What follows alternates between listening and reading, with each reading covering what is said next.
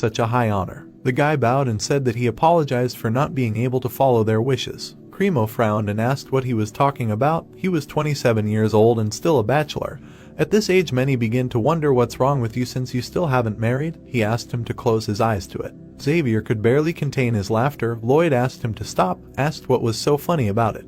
The Count leaned towards him and asked him if he really thought the Cremo family was unworthy of him. He replied that he was doing something completely different if they had only looked around, and asked him to stop and asked what was so funny about it.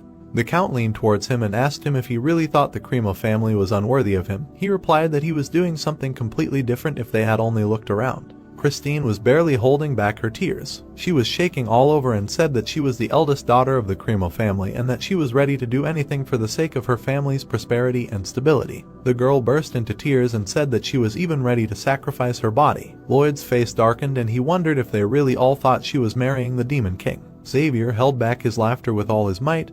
The hero asked if they were already using mana to restrain themselves. He should stop this. Held back his laughter with all his might. The hero asked if they were already using mana to restrain themselves. He should stop this. Arcus smiled and said that he would like to speak out. The man closed his eyes and said that although the sacrifice of the family is commendable, he thinks that I do not have those who are directly involved in this matter is also very important. He took his wife by the hand and said that he thinks that it is impossible to spend eternity with someone without love. The Baron smiled and said that he is glad of the happiness of his own daughter. He hopes that the Count will respect the opinion of the young. Christine looked at him in shock. The man exhaled. He hugged his daughter and turned to her. The Count smiled and said that it seems that for the sake of their family's status he almost ruined her. Christine covered her mouth and turned to her father. She rushed to hug him and said that she loves him. He asked if she is really that happy. The Count held his daughter by the shoulder and said that the people of the Frontera family never cease to amaze him. Today he learned a good lesson. He smiled and said that from